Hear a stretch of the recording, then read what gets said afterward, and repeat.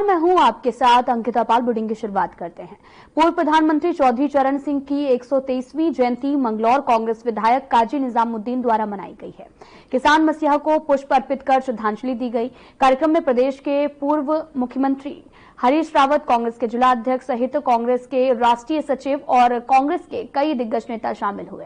कार्यक्रम में कांग्रेस विधायक काजी निजामुद्दीन ने कहा कि किसानों के मसीहा ने किसानों के हित के लिए हमेशा आवाज उठाई है, वही बीजेपी का पर आरोप लगाया है।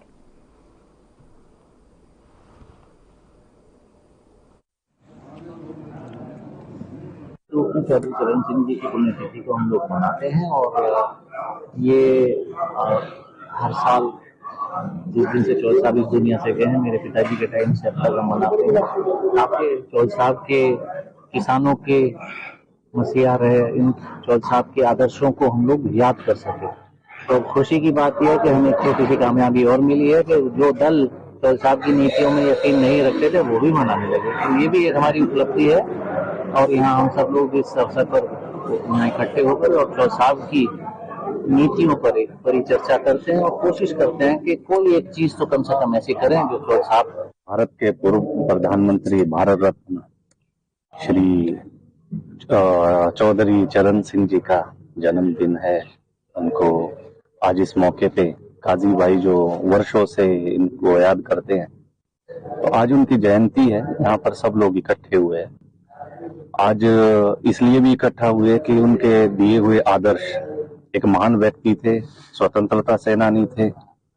उनके स्थापित किए हुए आदर्श जो किसानों के लिए, पिछड़ों के लिए, गरीब तबके के लिए, उसको याद करने के लिए, उन आदर्शों को जिंदा रखने के लिए, उस पर चलने के लिए, तो काजी भाई हमेशा, हमारे बड़े भाई जो विधायक भी है मंगलौर के, वो हमेशा से उनको याद करते हैं, जनता को प्रेरित करते हैं, युवाओं को प्रेरित करते हैं कि चौधरी साहब द्वारा जो स्थापित आदर्श है उस पर चलने के लिए। उत्तराखंड में प्रस्तावित 38वें राष्ट्रीय खेलों के आयोजन की तैयारियों के तहत में शिवालिक नगर में अतिक्रमण हटाने की कार्रवाई की गई है। जिलाधिकारी करमिंद सिंह के निर्देश पर नगरपालिका परिषद शिवालिक नगर के उप जिलाधिकारी अजय वीर सिंह और साथ ही अधिशासी अधिकारी सुभाष कुमार के नेतृत्व में अभियान चलाया गया। आईएमसी चौक से नवोदय नगर चौक होते हुए वन्ना कटारिया स्टेडियम तक मुख्य सड़क के दोनों ओर अस्थायी अतिक्रमण पुलिस बल की सहायता से हटाया गया। इस अभियान में नगरपालिका के अधिकारी शाहरुख, रजत मित्तल, इस्तार अली सहित अन्य कर्मचारी भी शामिल रहे हैं।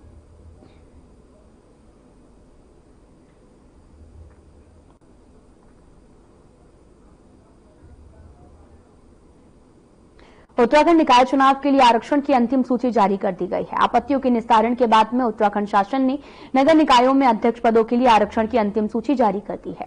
राज्य निर्वाचन आयुक्त सुशील कुमार ने भी चुनाव की तारीखों का ऐलान करते हुए बताया कि नामांकन पत्रों को पत्र प्राप्त करने की तिथि जो है वो 27 दिसंबर से शुरू होकर 30 दिसंबर तक चलेगी। इसके साथ ही 23 जनवरी को निकाय चुनाव होंगे, जबकि 25 को मतगणना होगी। साथ ही उन्होंने ये भी बताया कि राज्य निर्वाचन आयोग ने मतदान को लेकर सभी तैयारियां पूरी कर ली हैं। कुल संवेदनशील जो मतदान केंद्र हैं वो 601 हैं और मतदान स्थल 1292 हैं और अति संवेदनशील मतदान केंद्र 422 हैं और मतदान स्थल 1078 है।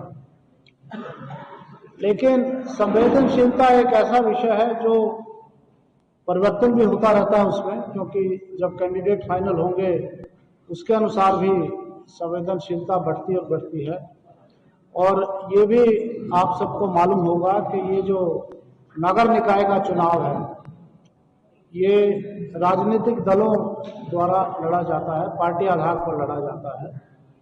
और इसमें जो प्रतीक हैं, जो दलों के प्रतीक हैं, हमारे पास जो पंजीकृत दल हैं वो आवंटित हैं। उसके अलावा अन्य प्रतीक, मुक्त प्रतीक होते हैं जो निर्दलीय और अन्य लोगों को दे होंगे। 13 है, 13 कुल 13 दल हमारे पास, जिसमें कि राष्ट्रीय दल हैं और मान्यता प्राप्त दल है। केंद्रीय गृह मंत्री अमित शाह द्वारा बाबा साहब भीमराव अम्बेडकर को लेकर दिए गए बयान पर सियासत थमने का नाम नहीं ले रही है।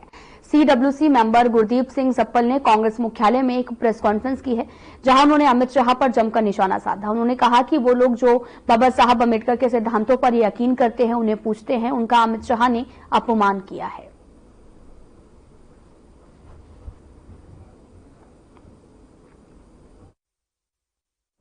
उत्तराखंड बीजेपी ने निकाय चुनाव की घोषणा का स्वागत करते हुए निकाय चुनाव में भारी बहुमत से जीत का दावा किया है। बीजेपी के प्रदेश अध्यक्ष महंत भट्ट ने निकाय चुनाव की अधिसूचना जारी होने पर कहा कि पहली बार निकायों का आरक्षण तय करने में जन भावनाओं का ख्याल रखा गया है। तमाम आपत्तियों पर पूरा विचार किया गया है। विस्तृत सुनवाई के बाद में आरक्षण फाइनल जो है वो किया गया है और साथ ही चुनाव की तारीखों का ऐलान होने के बाद में बीजेपी के लोगों में उत्साह का माहौल है। उन्होंने कहा कि पार्टी ने प्रत्याशी चयन की प्रक्रिया काफी पहले ही शुरू कर दी थी।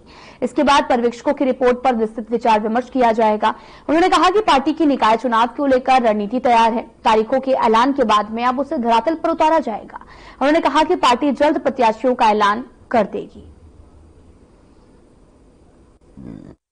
आज राज्य निर्वाचन आयोग ने चुनाव की तिथि घोषित कर दी है। 23 जनवरी को उत्तराखंड के सभी नगर पालिका और नगर निगमों के अंदर स्थानीय निकाय के लिए जनादेश प्राप्त होगा। और मैं कह सकता हूं कि पहली बार का अनुभव है कि जब नगर विकास द्वारा आपत्तियां मांगी गई रिजर्वेशन के बाद, तो जन भावना का कद्र किया गया। आपत्तियों का निस्तारण सुनवाई के बाद हुआ। लगभग 39 नगर निगम, नगर पालिका, पंचायत मिलाकर 39 स्थल थे, जिनमें सुनवाई के बाद एक पुनः रिजर्वेशन तय हुआ है। हम इसका स्वागत करते हैं और 25 तारीख को उत्तराखंड के भारतीय जनता पार्टी सभी नगर निगमों में अपना परचम लहराएगी, ऐसा विश्वास पूर्वक मैं कह सकता हूं। उत्तराखंड में अवैध रूप से चल रहे मदरसों पर मुख्यमंत्री पुष्कर सिंह धामी ने पुलिस और सभी जिलों के जिलाधिकारियों की अध्यक्षता में एक कमेटी गठित करके मदरसों में अवैध फंडिंग की जांच के आदेश दिए हैं, जिसके बाद में संबंधित टीमों ने मदरसों की जांच शुरू कर दी। जबकि उत्तराखंड मदरसा बोर्ड ने मदरसे पर सत्यापन और उनमें से हो रही गतिविधियों की जांच शुरू कर दी। उत्तराखंड मदरसा बोर्ड से 416 मदरसों को मान्यता प्राप्त है, जो कि प्रदेश भर में चल रहे हैं। जबकि इसके अलावा भी कई ऐसे मदरसे हैं जो अवैध रूप से बिना किसी मान्यता के नियमों को ताक पर रखकर चलाए जा रहे हैं और ऐसे में मदरसों को उत्तराखंड मदरसा बोर्ड ने सत्यापन कराने के भी निर्देश दिए हैं। हालांकि अवैध रूप से चल रहे मदरसों की संख्या कितनी है, इसका सटीक आंकड़ा जो है वो उत्तराखंड मदरसा बोर्ड के पास नहीं है। मदरसा बोर्ड के अध्यक्ष मुफ्ती शामुन कासमी का कहना है कि मदरसा बोर्ड में मान्यता प्राप्त मदरसों की संख्या 416 है, जबकि कई ऐसे मदरसे हैं जिनको मान्यता के लिए आवेदन दिया गया है, जिनके दस्तावेज जांचने के बाद उन्हें मान्यता दी जाएगी। जो मदरसे बिना मान्यता के चल रहे हैं उन पर, उनके संचालकों पर सख्त कार्रवाई की जाएगी। मदरसा बोर्ड के अध्यक्ष ने भी मदरसों पर हो रहे फंडिंग को लेकर कहा कि मदरसा बोर्ड मदरसों की फंडिंग की जांच कर रहा है। जहां पर गलत गतिविधियां पाई जाएंगी उन पर कार्रवाई की जाएगी।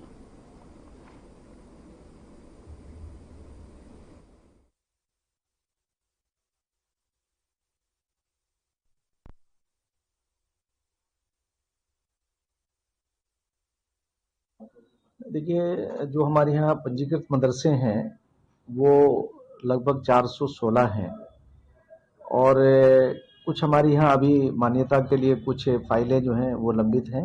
वो हम अभी इसी दिसंबर के लास्ट में हम उन पे हम रिन्यूअल करेंगे। जो मान्यता हमें देनी है, जो हमारे जियो के अनुरूप चल रहे हैं, उन्हें हम मान्यता देंगे। और जो अनियमितताओं में लिप्त हैं या किसी भी तरह की वो संवैधानिक या वैधानिक उल्लंघन कर रहे हैं, उन पर हम कार्रवाई करेंगे ताकि देश और प्रदेश का माहौल अच्छा हो।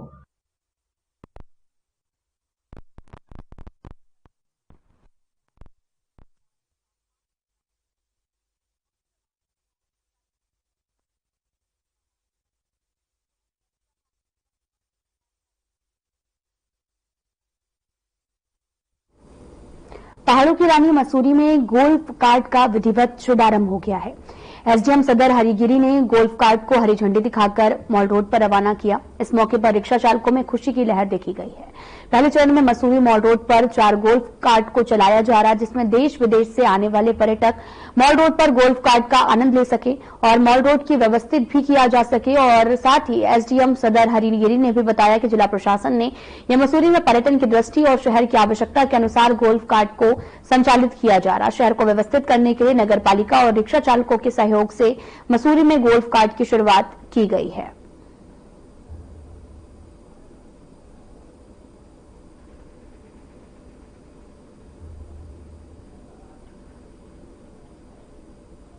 एसडीएम हरिगिरी जी ने इसका हरी झंडी दी। जो हमारी एक उनसे वार्ता ये हुई कि इसका संचालन मजदूर संघ करेगा। अभी मालिक पालिका रहेगी। कम से कम 3 से 4 महीने तक यहाँ पे ट्रायल चलेगा। अगर सक्सेस होगी तो और आगे बढ़ा दिया जाएगा। और जिन लोगों को मुआवजा देना, उनके मुआवजा के लिए शासन में भेजा हुआ है। और जो विधवा महिलाएं हैं उनको वेंडर जोन में जो व्यवस्थित किया जाएगा वो भी रिटर्न में कर दिया जाएगा। लेकिन हम सहमत इसलिए हैं कि संचालन हमें मिल रहा है और आगे जो भी होगा हमारे साथ एग्रीमेंट होंगे। परसों एसडीएम महोदय आएगी, एसडीएम महोदय के सामने ही हमारे एग्रीमेंट होंगे। प्रयास था जिला प्रशासन का, जिलाधिकारी महोदय का और नगर पालिका और जो क्षेत्रीय लोगों को लगता था, प्रतिनिधियों को, कि शहर में गोल्फ कार्ट की व्यवस्था होनी चाहिए। वो पर्यटकों की दृष्टि से भी और जो शहर की आवश्यकता के हिसाब से भी। तो उसी क्रम में शहर को व्यवस्थित करने के लिए नगर पालिका के सहयोग से और जो हमारे पुराने रिक्शा चालक है उनका सहयोग लेते हुए आज हमने गोल्फ कार्ट की शुरुआत कर दी है। और उम्मीद करते हैं बहुत बेहतर तरीके से गोल्फ कार्ट का संचालन होगा और शहर व्यवस्थित रहेगा। और प्रति दौर पे हम नगर पालिका के माध्यम से हमारी गोल्फ कार्ट अगर जो 4 आगे वो चल रही है और शहर की आवश्यकता को देखते हुए, और मुझे लग रहा है कि जो हमारे रिक्शा चालक है उनमें जोश भी है और बीच में हमने उनको ट्रायल भी किया था, तो उनको भी लगता है कि बहुत बेहतर है दोनों के लिए, शहर के लिए भी और उन रिक्शा चालकों के लिए भी। और उम्मीद है कि जितना शहर को आवश्यकता होगी धीरे धीरे उसकी पूर्ति की जाए। उत्तराखंड निकाय चुनाव के लिए आरक्षण की अंतिम सूची जारी कर दी गई है। आपत्तियों के निस्तारण के बाद में उत्तराखंड शासन ने नगर निकायों में अध्यक्ष पदों के लिए आरक्षण की अंतिम सूची जारी की है। राज्य निर्वाचन आयुक्त सुशील कुमार ने भी चुनाव की तारीखों का ऐलान करते हुए बताया कि नामांकन पत्रों को प्राप्त करने की तिथि 27 दिसंबर से शुरू होकर 30 दिसंबर तक चलेगी। इसके साथ ही 27 जनवरी को निकाय चुनाव होंगे, जबकि 25 को मतगणना होगी। साथ ही उन्होंने बताया कि राज्य निर्वाचन आयोग ने मतदान को लेकर सभी तैयारियां पूरी कर ली हैं।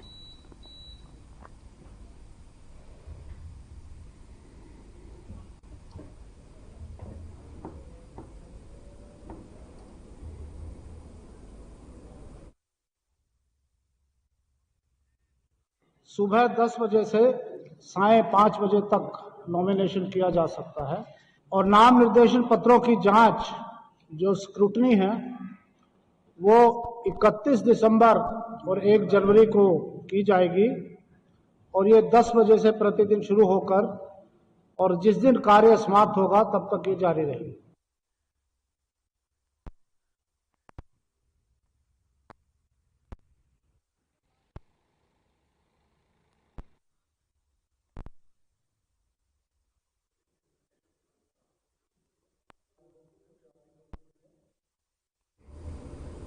उत्तराखंड में निकाय चुनाव की अधिसूचना जारी होने के बाद में सभी राजनीतिक दल अब पूरी तरह से एक्टिव मोड में हैं। कांग्रेस के पूर्व प्रदेश अध्यक्ष प्रीतम सिंह ने चुनाव की अधिसूचना जारी होने के बाद कहा कि सरकार को न्यायालय के आदेश के बाद चुनाव करना पड़ रहा है। उन्होंने कहा कि चुनाव 1 साल पहले हो जाने चाहिए थे। प्रीतम सिंह ने भी कहा कि कांग्रेस के चुनाव को लेकर पूरी तैयारी है। पार्टी के प्रदेश अध्यक्ष प्रत्याशियों को लेकर अंतिम फैसला करेंगे। उन्होंने ये भी कहा कि हमारे बहुत साथी चुनाव लड़ना चाहते हैं, इस पर अंतिम फैसला प्रदेश अध्यक्ष को ही करना है। एक सीट पर हमारे कई साथियों ने आवेदन किया है। हम मजबूती से चुनाव लड़ेंगे और इस चुनाव को भी जीतेंगे।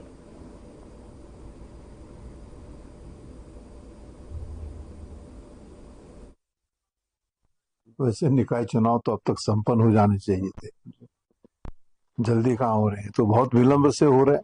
1 साल बाद हो रहे चुनाव। जो कांग्रेस निकाय चुनाव के लेकर पूरी तरीके से तैयार है। कांग्रेस की दबाव की वजह से और न्यायालय के इंटरव्यून करने की वजह से सरकार को जो है बैकफुट पर आना पड़ा और चुनाव को जो है कराने का निर्णय लेना पड़ा। कांग्रेस के हर साथी जो है हर सीट पर जो है कई आवेदन आ रहे हैं, चुनाव लड़ना चाहते हैं। हम मजबूती से चुनाव लड़ेंगे और जीतेंगे।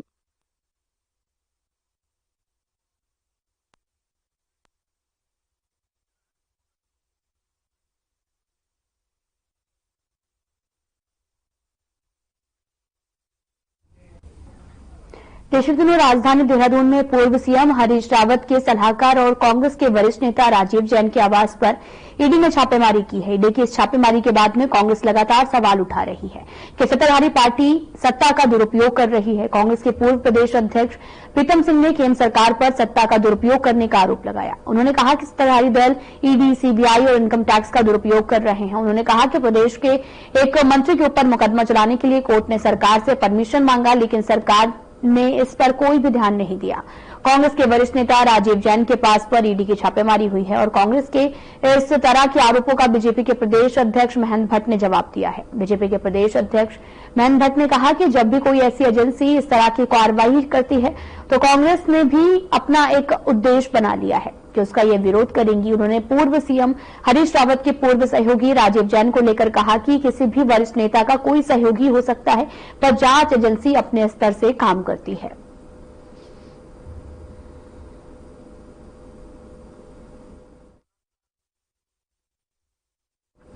आपको बता दें कि कांग्रेस नेता के घर पर ईडी की छापेमारी हुई है, जिसके बाद ये मामला और भी ज्यादा तूल पकड़ने लगा। बीजेपी और कांग्रेस के बीच में बयानबाजियों का दौर भी लगातार जारी है।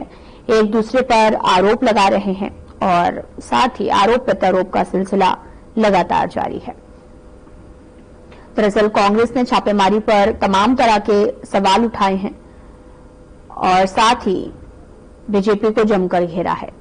और आपको तो चले कि वहीं कांग्रेस नेता के घर पर ईडी की छापेमारी जारी है और जिसको लेकर सियासत जो है वो गरमाई हुई है,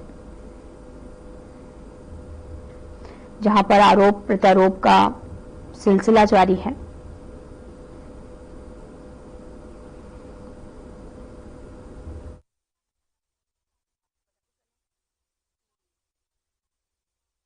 कांग्रेस निकाय चुनाव वैसे निकाय चुनाव तो अब तक संपन्न हो जाने चाहिए थे, जल्दी कहाँ हो रहे हैं, तो बहुत विलंब से हो रहे हैं।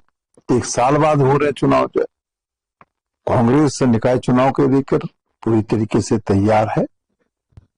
कांग्रेस की दबाव की वजह से और न्यायालय के इंटरव्यू करने की वजह से सरकार को जो है बैकफुट पर आना पड़ा और चुनाव को जो है कराने का निर्णय लेना पड़ा। कांग्रेस के हर साथी जो है हर सीट पर जो है कई आवेदन आ रहे हैं, चुनाव लड़ना चाहते हैं। हम मजबूती से चुनाव लड़ेंगे और जीतेंगे। देखिए, जब कोई भी एजेंसी कार्रवाई करती है तो कांग्रेस ने आजकल एक अपना ये प्रकार से उद्देश्य बना दिया है कि उस एजेंसी पर प्रश्न खड़ा करना। राजीव जैन दोषी नहीं है, ये मैं इस प्रक्रिया में हम एक आयोग के दृष्टिकोण से प्रक्रिया करना होगा, लेकिन किसी भी एजेंसी को इस प्रकार की जहां भी इस प्रकार की जांचें रहती हैं, चाहे बड़ी मात्रा में धन पाया जा रहा है, अनेकों इस प्रकार की गतिविधियों में सब लोग सम्मिलित हैं, तो उसका स्वागत करना चाहिए। हरीश रावत जी बहुत वरिष्ठ नेता है, प्रदेश के हमारे मुख्यमंत्री रहे हैं। सहयोगी किसी का भी किसी कालखंड में कोई रह सकता है, जरूरी नहीं कि उनके कालखंड में इस प्रकार स्थिति उत्पन्न हुई हो, लेकिन जब भी हुई है उनको भी इसका स्वागत करना चाहिए और जांच के बाद पानी, दूध का दूध पानी का पानी होना चाहिए।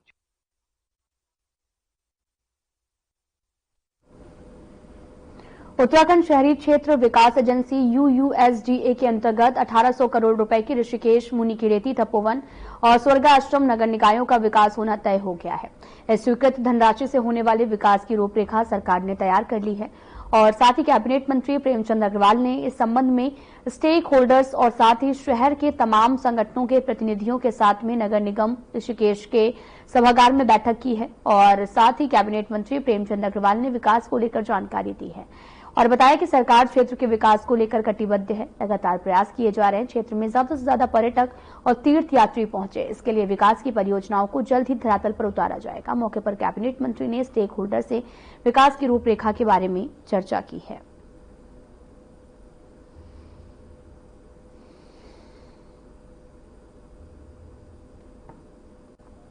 कैसे इनका डेवलपमेंट हो, और चाहे बनारस हो चाहे अन्य हमारे ऐसे तीर्थ स्थल हो जिनको डेवलप किया गया है।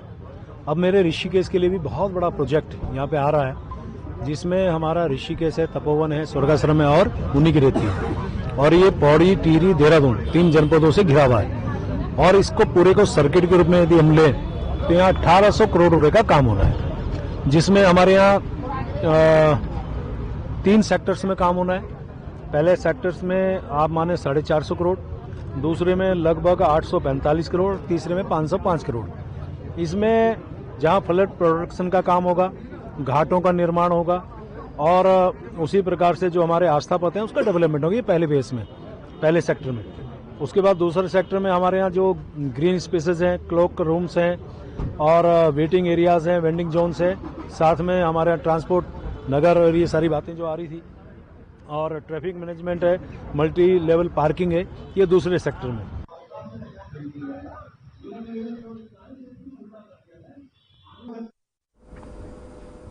कांग्रेस विधायक काजी निजामुद्दीन ने भी आपको बताते चले कि किसानों के मसीहा कहे जाने वाले भारत रत्न पूर्व पीएम चौधरी चरण सिंह की जयंती मनाई है। चौधरी चरण सिंह की जयंती के कार्यक्रम में कांग्रेस के कई दिग्गज नेता शामिल हुए। वहीं आपको बताते चले कि सभी ने किसान मसीहा को फूल चढ़ाकर श्रद्धांजलि दी।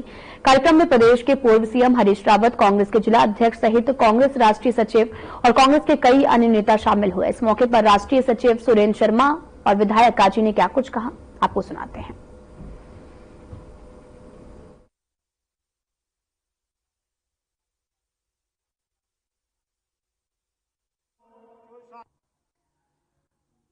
भारत के पूर्व प्रधानमंत्री, भारत रत्न श्री चौधरी चरण सिंह जी का जन्मदिन है। उनको आज इस मौके पे काजी भाई जो वर्षों से इनको याद करते हैं, तो आज उनकी जयंती है। यहाँ पर सब लोग इकट्ठे हुए हैं।